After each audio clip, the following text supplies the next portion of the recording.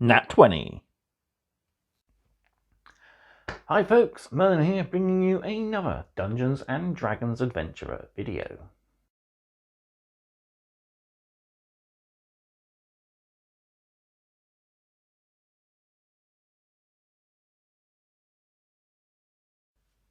So my last video was just before Christmas. We had the unboxing for the 4th delivery, and yeah, it looks a good delivery. We see the last issue for our first set of dice, which is issue 11, what we're looking at today. And we also got the starting of our next few issues for the blue and black dice. So, plenty more videos to come. We'll have a look at those, of course, in due course. Finished reading issue 11 last night, so fresh in my mind, just about. So I'll hopefully cover it nicely today. Big shout out to all my supporters, whether you are on the Patreon or if you do just like and comment on my videos here on YouTube. Your support means a lot. Thank you very much for supporting me and keeping me going.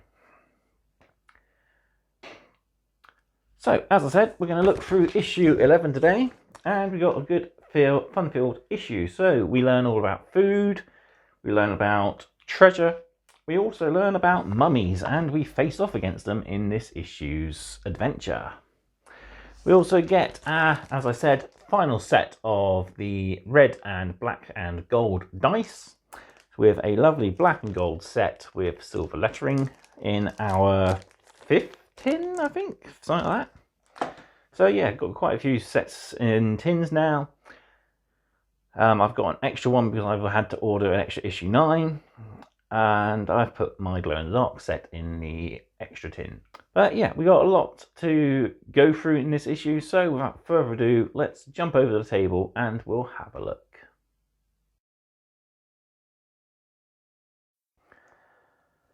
So here we are with issue 11, and of course the brand new set of dice that we got here, plus my dice tray, so we'll give them a roll in just a sec. But before we do, let's take a look at the cover of the issue. So we have our new and exciting adventure where we have to deal with the curse of the mummy. We learn about treasures. We learn the importance of food and drink in the Forgotten Realms. We also explore mummies as our monsters. And we also have a nice section for the DM, learning how to make the best use of monsters in games and the different types there are. So without further ado, let's open up these awesome looking dice and give them a roll.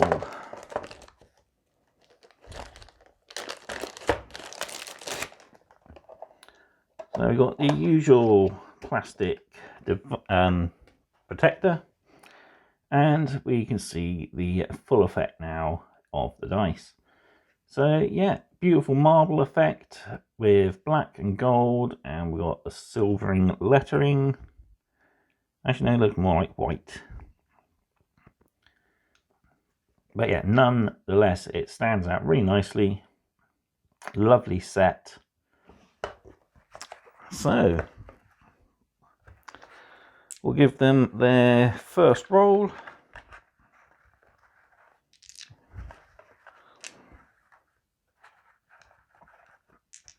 And we'll see how lucky these golden dice are. Not that lucky. 7, 6, 2, 20, 9, 3, and 1. Yeah, that's probably one of the worst first rolls I've ever had. Let's see if the second roll is a little better. Not too bad, a little higher. So we got 15, 5, 6, 10, 6, 30, and 4. So yeah, it's just another set of black and gold dice. They do look quite nice. I love the marbling effect they've done on these. But yeah, we could really do with something a little different for the collection. Right then, let's take a look through issue 11, as there's a lot of information for us to take in.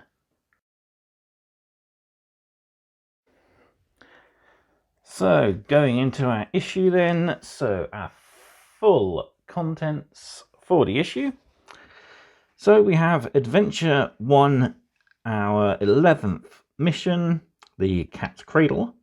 So, sage advice, we have a massive 5 pages. So we got 5B, learning about temporary and maximum hit points, 15 treasure, and 15 food and drink there from the overview.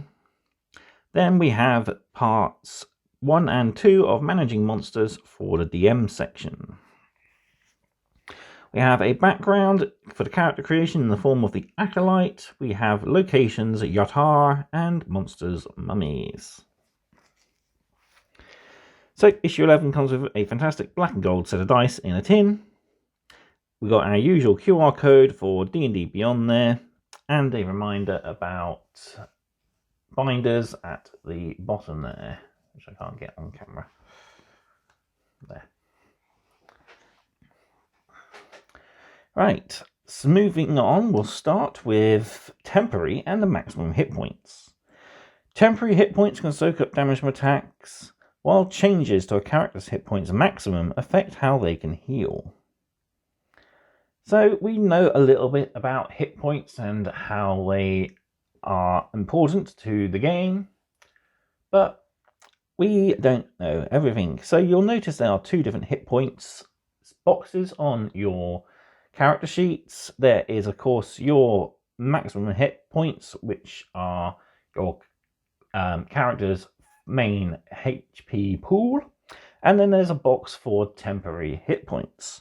Certain abilities will give you a boost to your hit points, and these are called temporary hit points.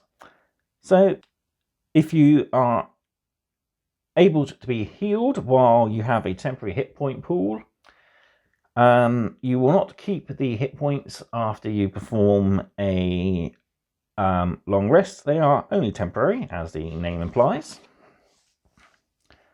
So we got a bit here about how we look at the maximum of the hit points.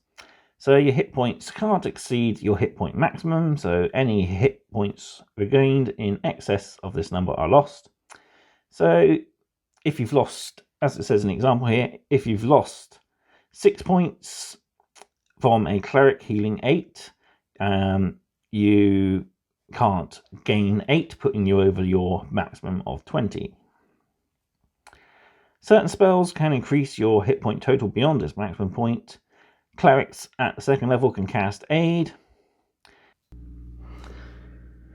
Then it goes on to detail how certain creatures have the ability to affect your maximum hit points, such as the undead creatures having the life drain attack, which will reduce your hit points.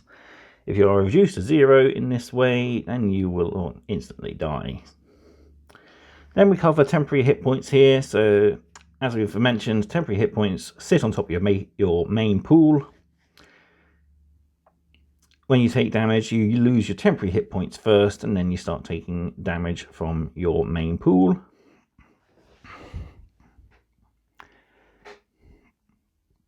And it explains about healing and duration as well.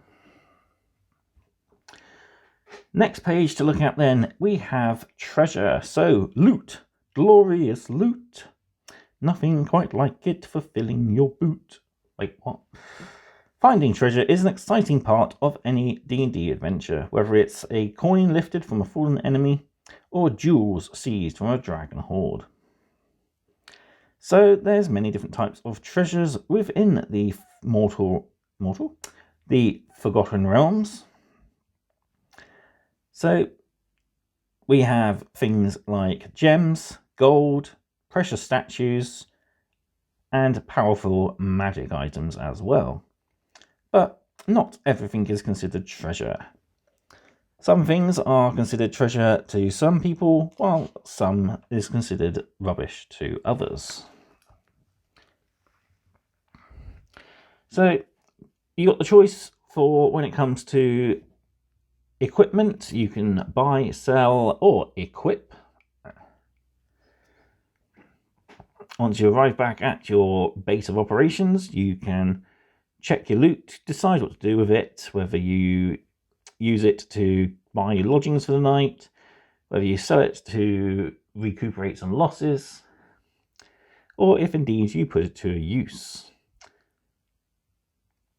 Then we have making sure we find the right buyer. So sometimes you will find particularly rare or unusual objects, such as a portrait of a long dead noble. This won't fetch much at market, but if you find a living relative of said noble, it might find a bit more of a fair price. So it's a good idea to put it into... Sometimes it's a good idea to put your collectibles into an auction where you can hopefully get a bidding war in larger cities. And next article then looks at food and drink, which we've lightly covered before. So from feasting at a king's banquet to roasting meat over a campfire, food unites cultures across the Forgotten Realms and is a crucial part of every hero's day. No one should charge into battle on an empty stomach. Unless you are fighting against animated jelly, then that's fine. You can eat jelly in the middle of battle.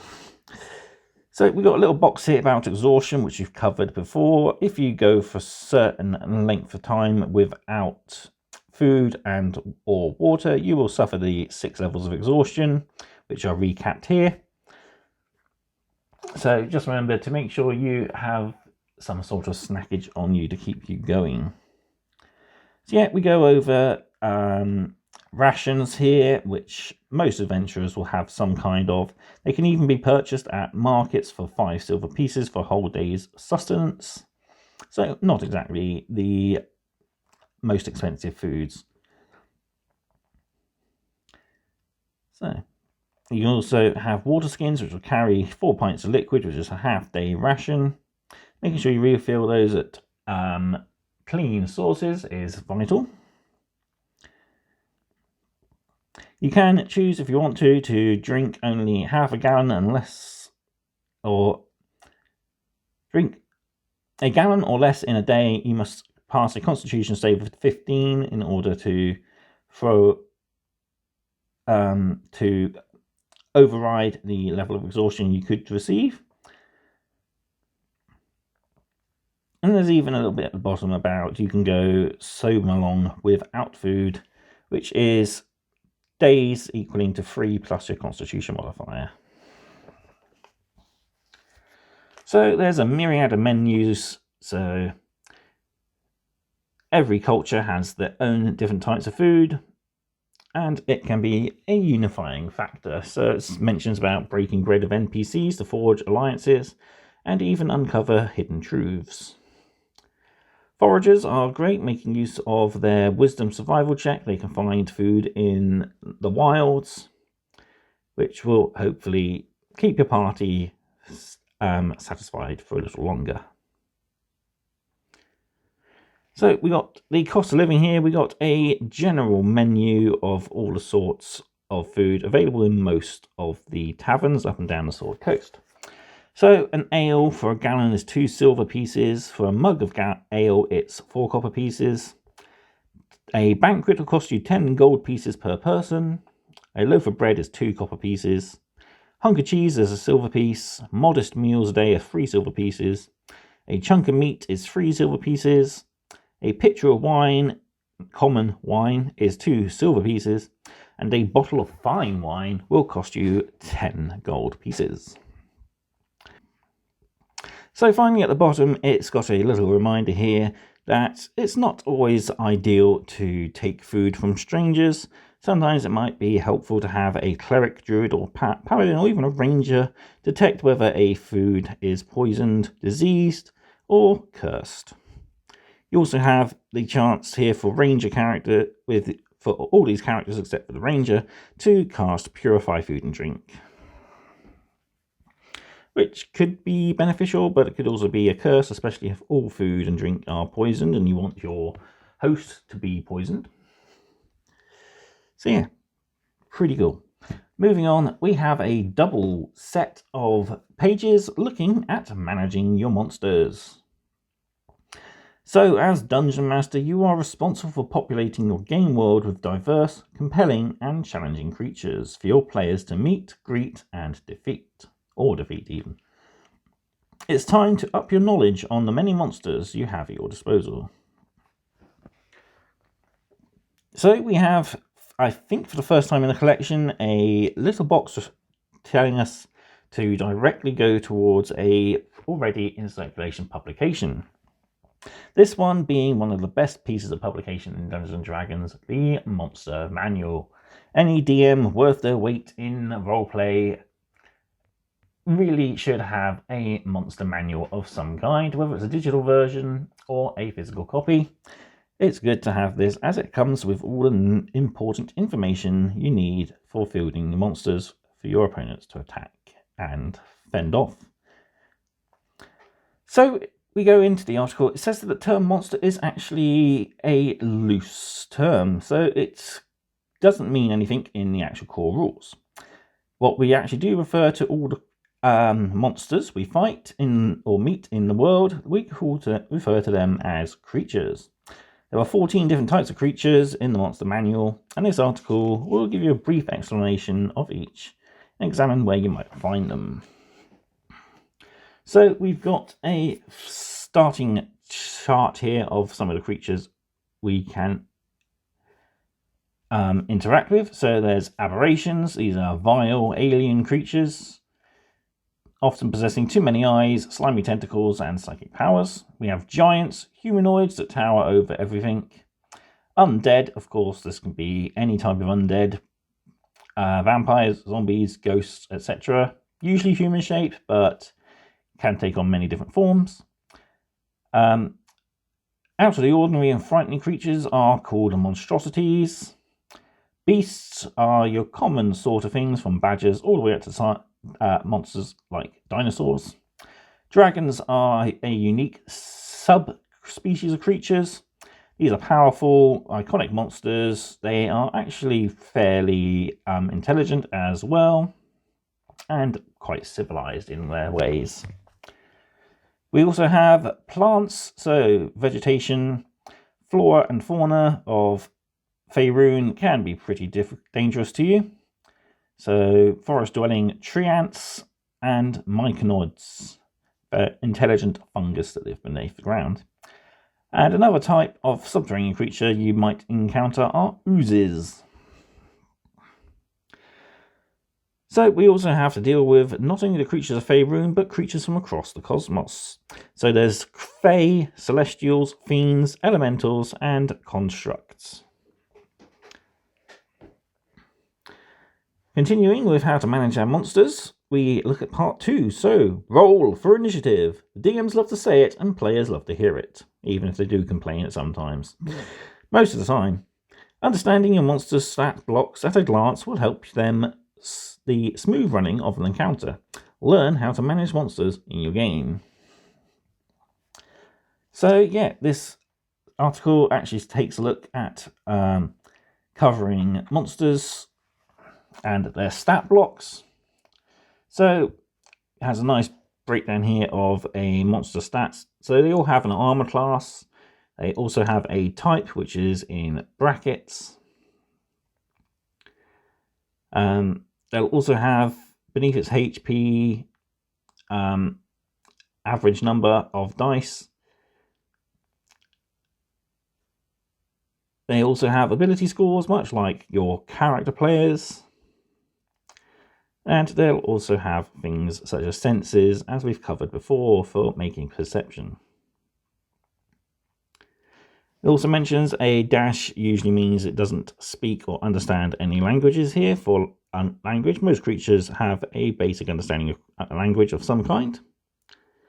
And we've got a couple of tips here. So monster hit points, instead of subtracting, you count up until you reach a total. Then tracking initiative, so you might want to put names on pieces of paper, fold them over your DM screen, and remind you and the players what order the fights are. Just have to remember to put the first person on the last person's card for you, and the last person on the first person's card for you, otherwise you could be giving the wrong order. Next up then, we have a background to look at, and this is the Acolyte background. Keep the faith with D&D's holiest of backgrounds. So, as an Acolyte, your character's pre-adventuring life is usually one of holy service and devotion. This is the background which holds itself perfectly to the cleric, but not always exclusively restricted to it. There are many types of Acolyte, be it whether you're a barbarian, a paladin, or even a warlock. So, benefits to being an Acolyte. So you have a proficiency in the religion skill. You are adept at discerning what may lie in a person's heart and mind, so benefit from insight. Additionally, you gain 2 extra languages, so it's a good idea to consider during character building. The main races that will follow your particular chosen religion. You also gain the Shelter the Faithful feature. And you, of course, have the benefit of being able to gain free healing and spell components from your local temples. And we've got a little bit about role-playing an Acolyte here. So, starting point to being an Acolyte is to establish with your DM the exact nature of your religious establishment and the deity you follow, or even an equivalent. But yeah, there's many different ways you can play an Acolyte. You can be the usual sort, that is haughty, overbearing, pious, prudish and humorless, or you could even play someone who's a little bit more of a rule breaker and even be a bit eccentric there as well. Moving on to look at our lore for the issue, we start with Yatar. You'll never find a more wretched hive of scum and villainy. Oh, wait, that's Star Wars. Yatar. They say there is never a quiet night in the northern town of Yatar, which is famous for being a hive of trade and treachery. So I was kind of right, I guess. So, one of the most northern towns, unlike other great northern cities such as Silverymoon, Waterdeep and Neverwinter, this is a fortified town which has a rather uncivilized society. So, despite it being a bustling trade city with a pretty good boat-making industry, it's a city full of pickpockets, vagabonds, and no-gooders. But yeah, it's a pretty good city sitting on a cross point of 2 rivers with a third and close by. Its elected leader, which we've met before, the Water Baron Nestra Rufiol.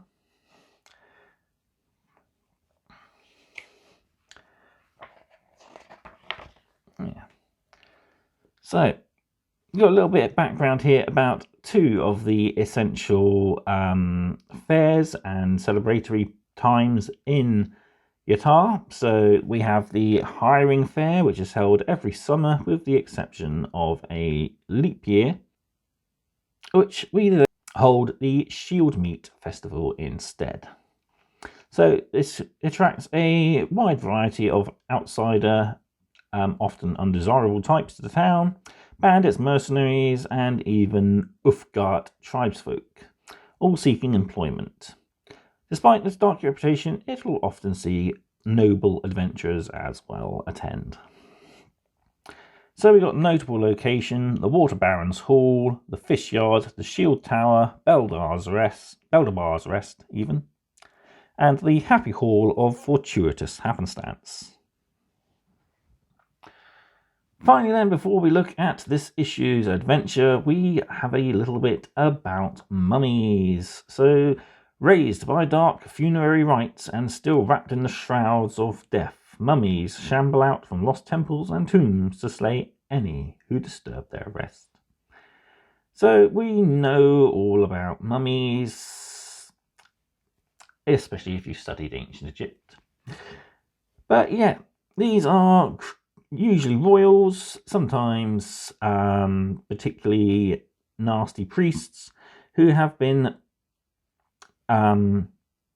forced into a life of eternal undeath. So usually they have a spell put on them that will trigger their awakening, be it just simple matter of their tomb being broken into, maybe pieces of treasure removed, or even a statue taken from its resting place. Usually you can put the mummy back to sleep by undoing the transgression that you have just done upon them.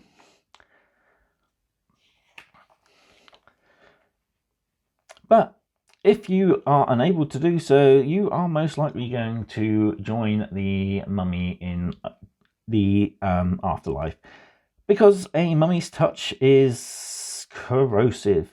If you do not manage to cure yourself from the touch of the mummy's hand, you will be turned to dust within a matter of days.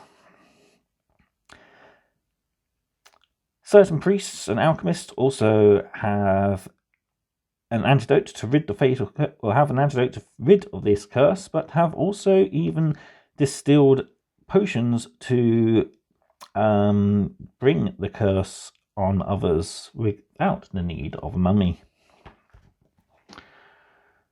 So, preserved wrath, the clerics and death gods like Baal and Miracle ritually imbue a prepared corpse with necromantic magic to create a mummy. So during the embalming process, the creature's organs are removed and placed in jars. Its corpse is treated with oils, herbs and wrappings, and the bandages are then inscribed with necromantic markings. As we mentioned here, you can end a curse, usually by undoing or dispelling a ritual which created the mummy. However, it's more common to send the mummy back to its endless slumber by, as we mentioned, undoing the act that roused it. More permanent offences, such as killing somebody, isn't going to shake a mummy. So, despite the fact that they are shambling undead beings, mummies do have the ability to speak, albeit in rasping, dusty tones. So this will often be a way to carry on long forgotten traditions by basically conversing with a mummy to find out about their life.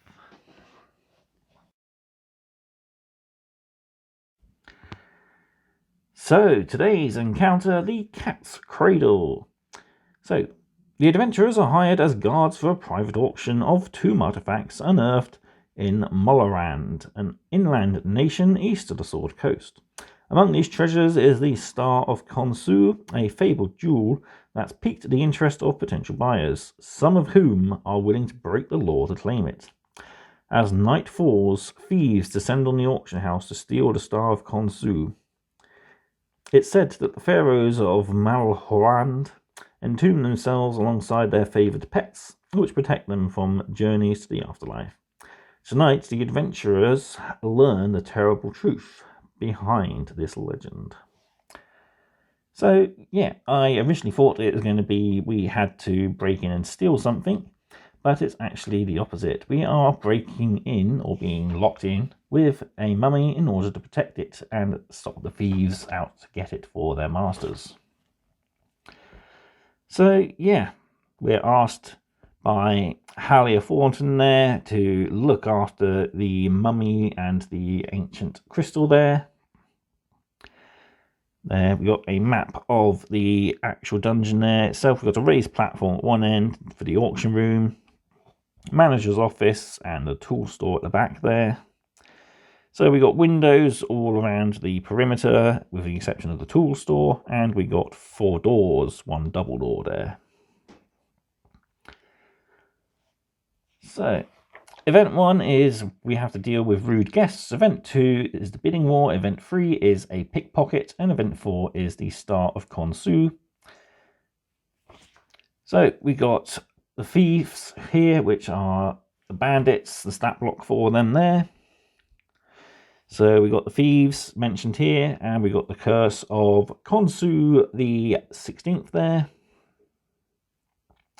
The unbalmed cats are enchanted to protect their long-dead master. They awaken if any of these events occur. A breaking of an urn. The sarcophagus is open. A living creature touches the star during the night.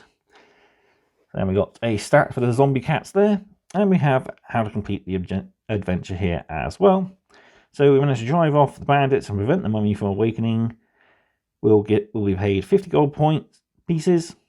If we identify who the mastermind behind the robbery is, we'll gain a reward of 100 gold pieces as a bonus. And finally then, we got our mummy there. Stats for Honsu himself. Right, that's issue 11. I'll bring everything back in and I'll give you my final thoughts on this issue. So there we have issue 11, a pretty fun-filled issue. We've got a nice lot of background information there and some important rules information as well.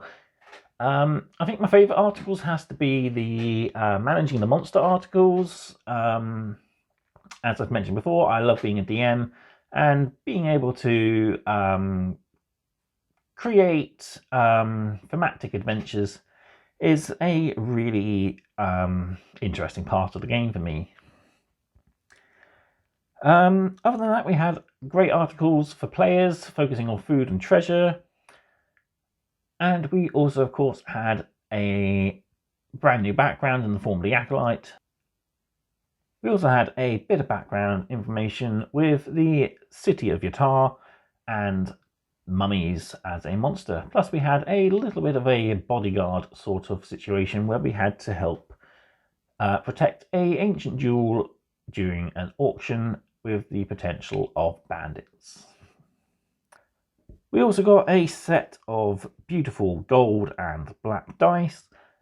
Probably not a set I'm going to keep in a tin. I might swap out the set that we have in the felt bag in a later issue. The lovely blue crystally effect dice. They look a lot better to me. Yeah, we got another tin. I do enjoy these tins. It keeps the dice safe, at least. They won't get blemished anyway. Better than the little plastic baggies or the felt bags, where there's a chance that they could easily be scratched by an outside force. As I mentioned in the last video, I'd like for them to give us, as a sort of a premium gift, perhaps a storage solution for carrying around markers, dice, character sheets, etc. Maybe like laser cut MDF case sort of thing. I could easily imagine one that sort of opens up, has slots for the plastic standees, slots for the tokens, then trays for the dice to go in and out of. That'd be quite nice. But I'm sure there's something similar out there already, maybe? I'll have to have a look. Finally then, for my final thoughts, I think I'm going to give it a 4.5 out of 5. Great issue, loads of lovely information. Nice set of dice, but I still feel the $8.99 price is a little tad high for what we are getting. I know it factors in production cost. Making the tins probably isn't the cheapest. I'm sure making the dice in bulk isn't going to be the easiest thing as well. Printing the paper is, of course, pretty costly. I think it would have been better if they'd done a digital version alongside a printed version. then we'd had a little bit more bang for our buck.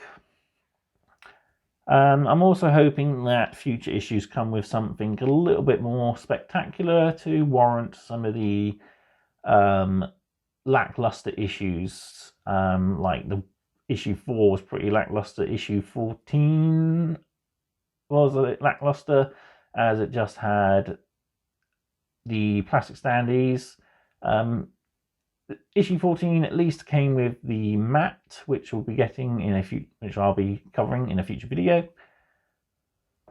But yeah, I'm really hoping this collection shapes up and gets a little better as we go forward into the next. I can't say the next 10 issues because we know what's in the next 10 issues, but the next half of the first half of the collection, so issues 23 onwards, are a mystery to us. So from then onwards, I'm hoping we get some really cool bits to encourage us to keep collecting. Otherwise, I can see a lot of people giving up on this, and there's rumour of possibly the new 40k collection coming soon.